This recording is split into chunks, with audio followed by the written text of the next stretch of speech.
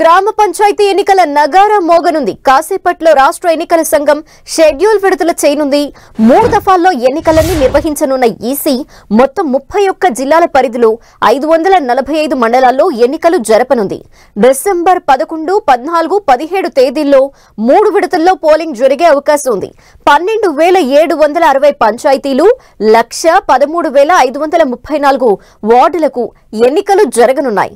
ఉదయం 7 గంటల నుంచి మధ్యాహ్నం 1 గంట వరకు పోలింగ్ జరగనుండగా మధ్యాహ్నం 3 గంటల నుంచి కౌంటింగ్ స్టార్ట్ కానుంది.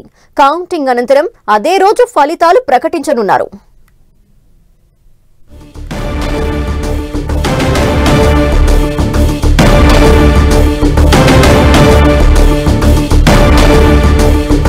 మరిన్ని వివరాలు మా ప్రతినిధి తిరుపతి చారి అందిస్తారు. తిరుపతి చారి, గ్రామ పంచాయతీ ఎన్నికలకు ఈరోజు 6:15 సాయంత్రం ఎన్నికల మోగం ఉంది. ఈ మేరకు రాష్ట్ర ఎన్నికల సంఘం కమిషనర్ రాణి కుంటిని షెడ్యూల్ లో ప్రకటిస్తారు. ఎన్నికల సంఘం దీనికి సంబంధించిన ఏర్పాట్లను పూర్తి చేసింది. ఒకవైపు ఎన్నికల నిర్వహణకు సంబంధించి కలెక్టర్లు, ఎస్పీలతో సమావేశాన్ని నిర్వహించారు. గతంలో మళ్ళీ తాజాగా కూడా వీడియో కాన్ఫరెన్స్ నిర్వహించి ఎన్నికల ఏర్పాటుకు సంబంధించిన ఆదేశాలు. అయితే మొత్తంగా తెలంగాణలో 3 దఫాలుగా ఎన్నికలు నిర్వహించాలని రాష్ట్ర ఎన్నికల సంఘం నిర్ణయించింది. అయితే మొత్తం 31 జిల్లాల పరిధిలో 545 మండలాల్లో ఈ ఎన్నికలు జరగబోతున్నాయి. మొత్తం 12,766 గ్రామ పంచాయతీలకు 1,13,534 వార్డులకు ఎన్నికలు జరగబోతున్నాయి. డిసెంబర్ 11, 14, 17 తేదీలలో ఈ పోలింగ్ జరిగే అవకాశం ఉంది.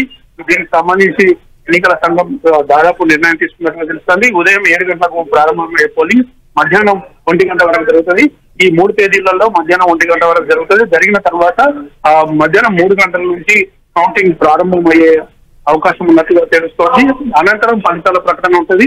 ఫలితాల రోజునే ఇక ఉప సర్పంచ్ ఎన్నికకు సంబంధించిన నిర్ణయం కూడా జరిగిపోతుంది. 11 సర్పంచ్ ఎన్నుకునేందుకు కూడా వార్డులు వాట్సాప్ ఎన్నుకోవాలంటూ కూడా ఎన్నికల సంఘం ఆదేశించింది. మొత్తానికైతే ఇక గ్రామంలో ఎన్నికల సందడి మొదలు కానుంది.